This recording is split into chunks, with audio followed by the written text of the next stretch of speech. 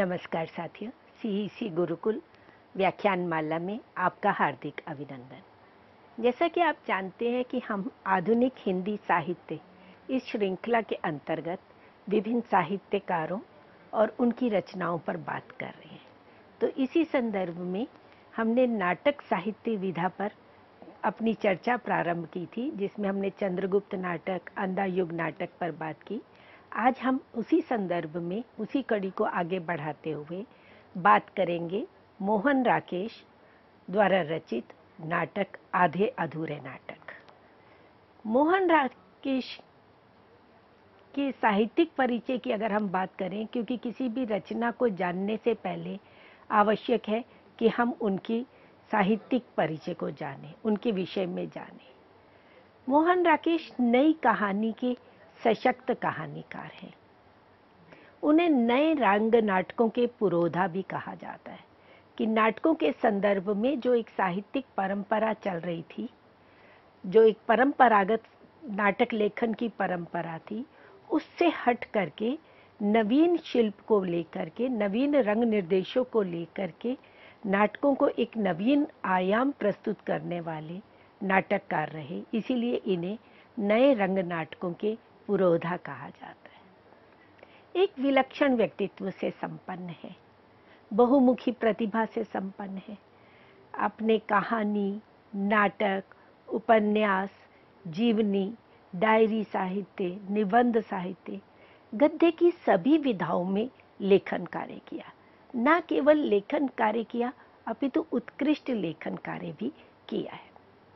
इनके जीवन के बारे में जाने तो इनका जन्म तो 8 जनवरी 1925 को अमृतसर में हुआ था, पंजाब में, और प्रारंभिक शिक्षा लाहौर से ही प्राप्त की थी।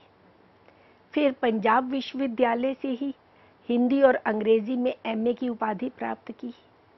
इनके पिता वकालत करते थे, तो पिता के संस्कार भी इनमें थे, और इन्होंने अपने व्यवसाय का, अपने रोजगार का प्रारंभ शिक्षक के रूप में किया।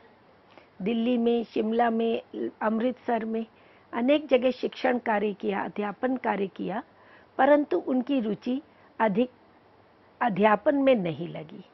स्वतंत्र लेखन में ही इनकी अधिक रुचि थी। संपादक के रूप में भी इन्होंने अपना कार्यक्षेत्र प्रारंभ किया। सारिका पत्रिका का संपादन भी किया, 1 वर्ष तक उसका संपादन कार्य किया, परंतु उसमें भी रुचि नहीं जागृत हुई, तो वे संपादन कार्य भी छोड़ दिया और फिर स्वतंत्र रूप से लेखन में रत हो गए। और इन्होंने अपने साहित्यिक जीवन का प्रारंभ कहानी लेखन से किया। कहानी के क्षेत्र में, विशेष रूप से नई कहानी के क्षेत्र में, आधुनिक भावबोध को लेकर के ये उपस्थित हुए।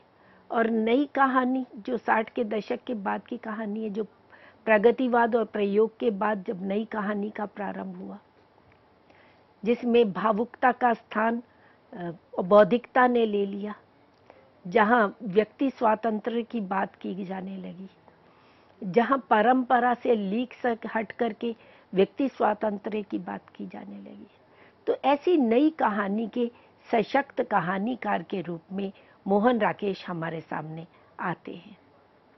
इनके अनेक कहानी संग्रह भी है और कुछ ऐसी कहानियां जो प्रसिद्ध भी रहीं और पाठ्यक्रम में भी निर्धारित रही। नए बादल, जानवर और जानवर, एक और जिंदगी, ये इनके कहानी संग्रह थे। मलबे का मालिक इनकी बड़ी प्रसिद्ध कहानी रही। मिस पॉल, जानवर, आर्द्रा, एक और जिंदगी, जख्म, ठहरा हुआ चाकू, ये इनकी प्रसिद्ध कहानियां रही। मलबे का मालिक तो इन्होंने भारत पाकिस्तान विभाजन की त्रासदी को लेकर के, कि संपत्तियों का तो बंटवारा हुआ ही, देश का बंटवारा तो हुआ ही, जमीन जायदाद का बंटवारा हुआ, लोगों के हृदय का भी बंटवारा हुआ। तो विभाजन की इस त्रासदी को लेकर के मलबे का मालिक कहानी बड़ी प्रसिद्ध कहानी थी और मील का पत्थर कहानी शुरू हुई। इसी तरह से मिस पॉल कहानी एक नारी अस्मिता को चित्रण करने वाली कहानी है। नारी स्वातंत्र्य को लेकर के, कि नारी जो है किस प्रकार से अपने अस्तित्व के लिए समाज में संघर्ष करती है और उसे किन किन पुरुषों से और कैसी कैसी स्थितियों से सामना करना पड़ता है, उसको आधार बनाकर ऐसी एक और जिंदगी, बड़ी प्रसिद्ध इनकी कहानी संग्रह रहा। तो नई कहानी के पुरोधा के रूप में प्रसिद्ध हुए और कहानियों में भी वे एक जो इससे पूर्व प्रेमचंद का कहानी संसार था, जब वे ग्रामीण परिवेश को आधार बनाते हैं, परंतु ये जटिल जीवन यथार्थ की एक साक्षात अभिव्यक्ति करते हैं। और कैसा जीवन? नगरीय जीवन, शहरों का जीवन, जिसमें जटिलता है, जिसमें संघर्ष है, व्यक्ति अपनी अस्मिता के लिए निरंतर प्रयासरत है। तो ऐसे जटिल जीवन के यथार्थ की अभिव्यक्ति इनकी कहानियों में मिलती है। और उससे पूर्व प्रयोगवाद में अस्तित्ववाद का प्रभाव रहा। कविता के क्षेत्र में भी जब अस्तित्ववाद की बात हुई, अज्ञेय आदि कवियों ने व्यक्ति की स्वतंत्रता पर बल दिया। तो उसी तरह से गद्य के क्षेत्र में भी, कहानी के क्षेत्र में, नाटक के क्षेत्र में, उपन्यास के क्षेत्र में भी व्यक्ति की प्रतिष्ठा को विशेष रूप से केंद्र में रखा गया।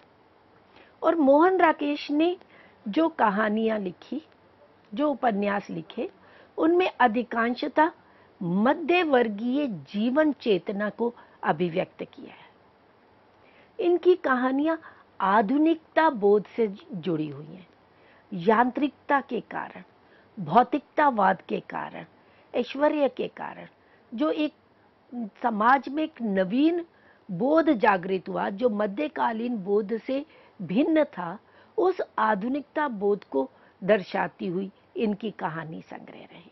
इनकी कहानियों का विषय आधुनिकता से, जहाँ भावुकता नहीं थी, जहाँ बौद्धिकता है, जहाँ तार्किकता है, जहाँ तनाव है, संघर्ष है, कुंठा है, अवसाद है, और अपनी अस्मिता के लिए, अपने अस्तित्व के लिए व्यक्ति किस प्रकार संघर्ष कर रहा है।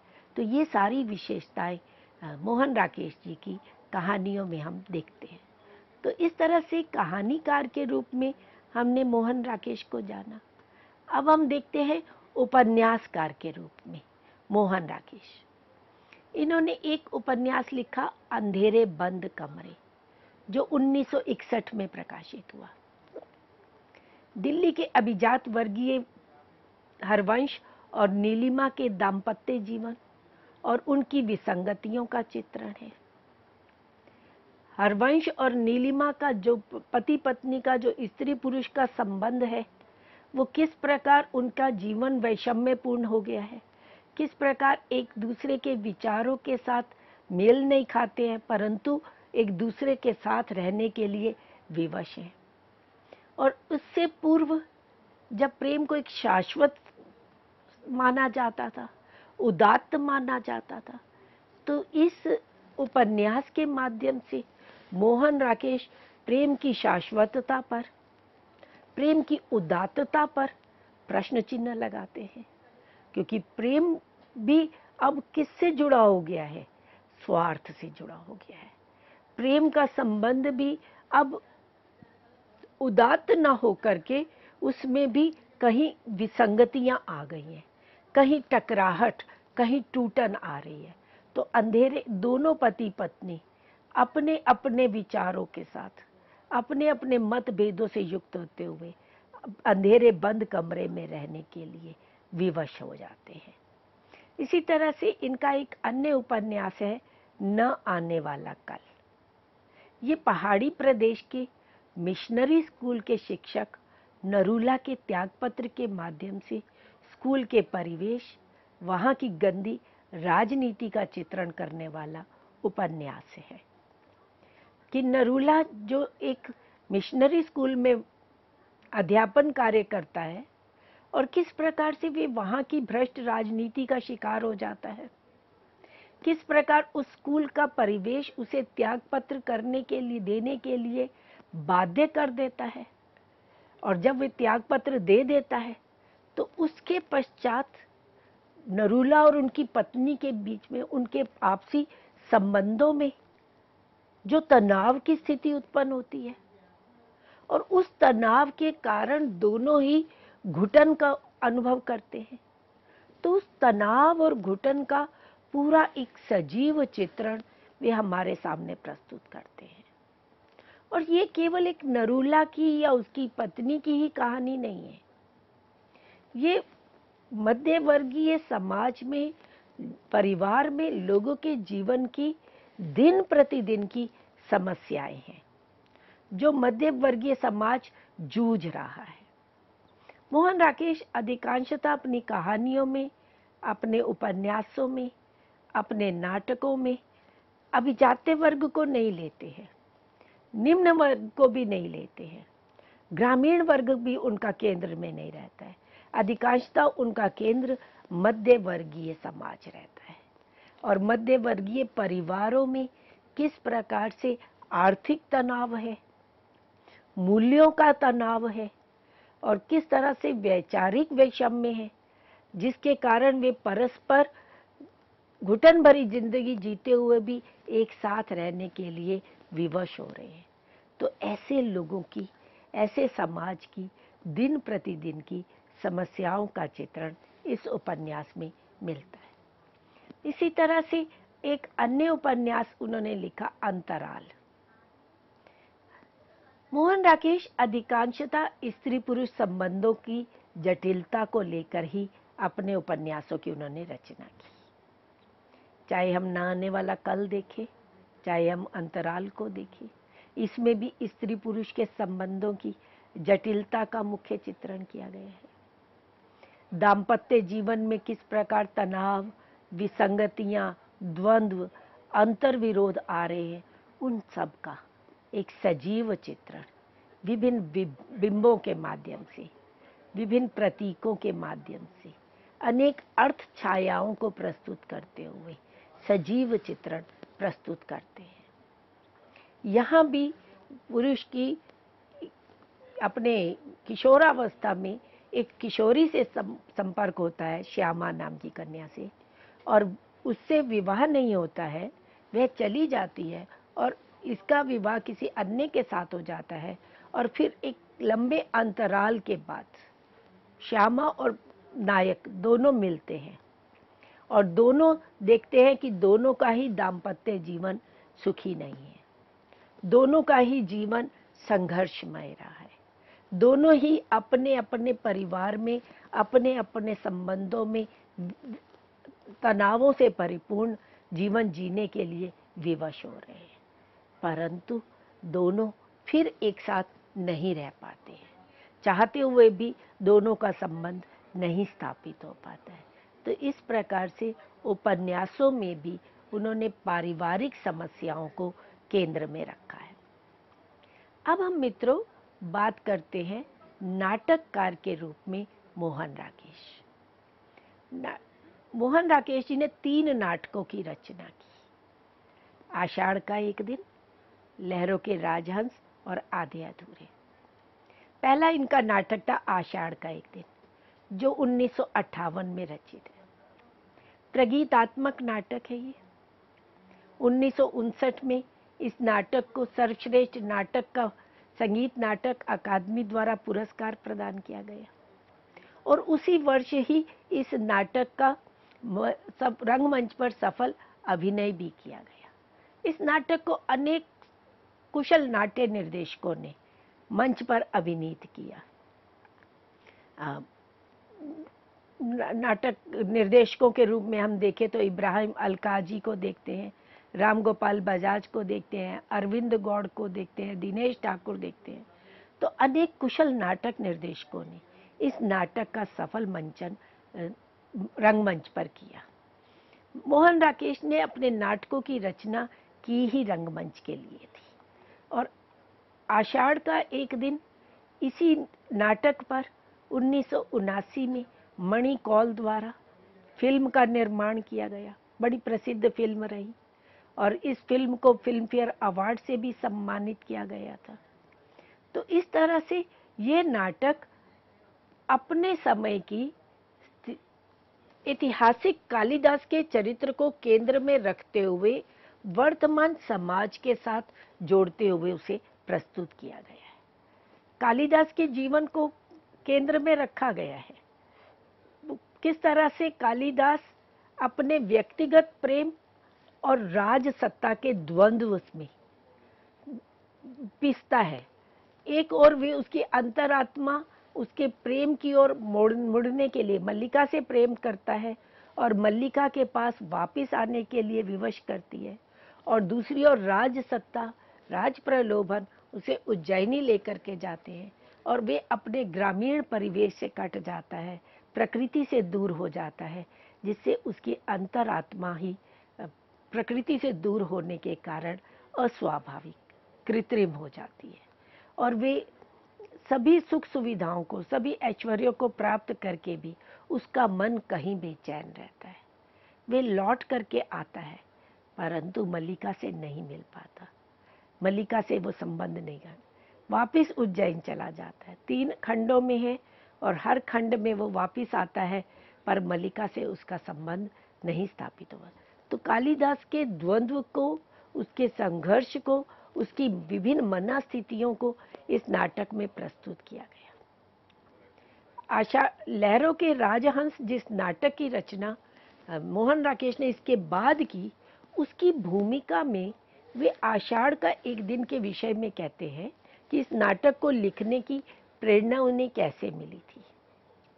मेघदूत पढ़ते समय मुझे लगा करता था कि वह कहानी निर्वासित यक्ष की उतनी नहीं है जितनी स्वयं अपनी आत्मा से निर्वासित उस कवि की है, जिसने अपनी ही एक अपराध अनुभूति को इस परिकल्पना में ढाल दिया है।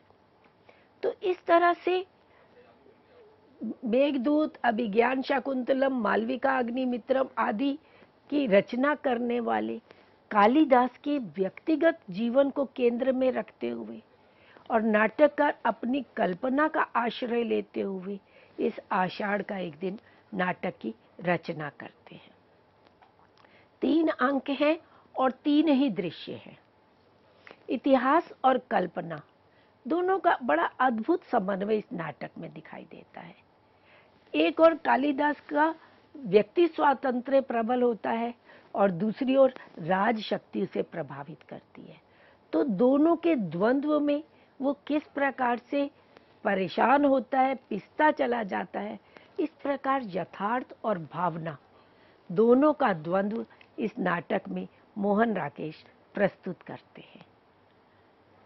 अब हम बात करते हैं मित्रों, नाटक और रंगमंच के विषय में मोहन राकेश की अपनी क्या विचारधारा थी, क्योंकि मोहन राकेश से पूर्व प्रसाद जिस प्रकार से एक साहित्यिक नाटकों की एक परिष्कृत परिमार्जित भाषा में एक नाटकों की परंपरा को लेकर के आए, मोहन राकेश कहीं उस परंपरा को तोड़ते हुए दिखाई देते हैं।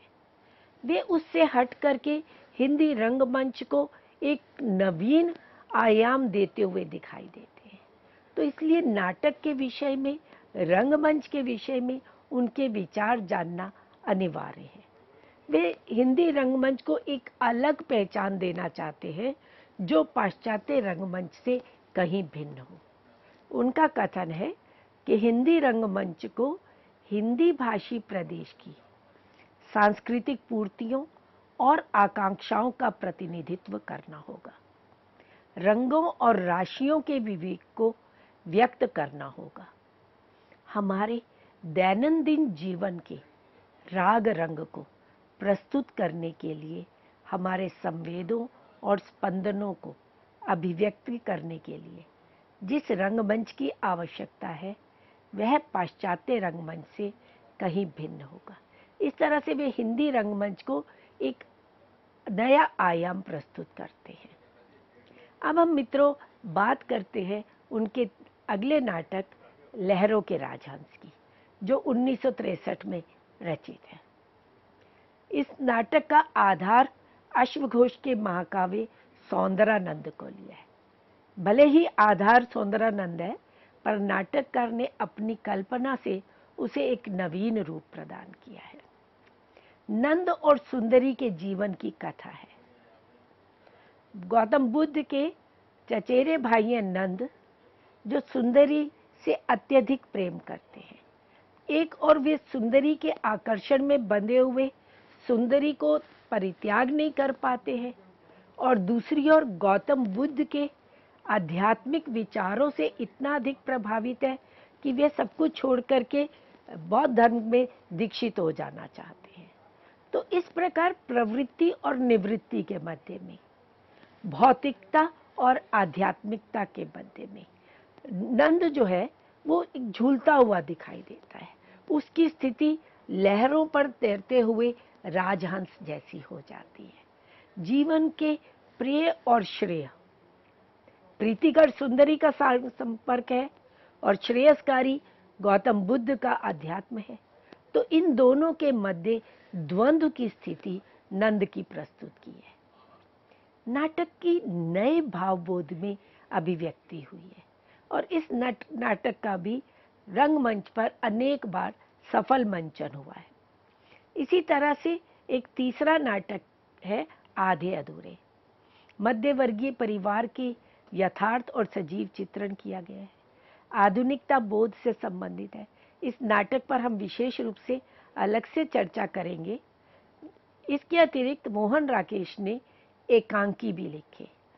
अंडे के छिलके, सिपाही की माँ, प्यालियाँ टूटती है, बीज नाटक, ये इनके सफल एकांकी रहे। डायरी लेखन भी किया, मोहन राकेश की डायरी। समय सारथी इनका जीवन संकलन है। ऐसे ही आखिरी चट्टान, ऊंची झील और पतझड़ का रंगमंच, ये इनके 3 यात्रा वृत्तांत हैं जो इनके अपने व्यक्तिगत अनुभवों पर आधारित है। डायरी लेखन, आत्मचरित्र लेखन, जीवनी लेखन के साथ साथ निबंधों का लेखन भी मोहन राकेश करते हैं। परिवेश, रंगमंच और शब्द, बकलम खुद, साहित्यिक और सांस्कृतिक दृष्टि, ये इनके निबंध संग्रह रहे। सारिका पत्रिका का संपादन किया, नई कहानी पत्रिका का संपादन किया। तो इस तरह से हम देखते हैं मोहन राकेश कहानीकार के रूप में, उपन्यासकार के रूप में, नाटककार के रूप में, निबंधकार के रूप में अपनी एक अलग पहचान लेकर के हमारे सम्मुख प्रस्तुत होते हैं और हिंदी साहित्य में आधुनिकता बोध को लाने वाले, नाटक के क्षेत्र में एक नए प्रयोग करने वाले शीर्षस्थ नाटककार के रूप में मोहन राकेश का परिचय आज हमने जाना। आज के इस व्याख्यान को यहीं समाप्त करते हैं।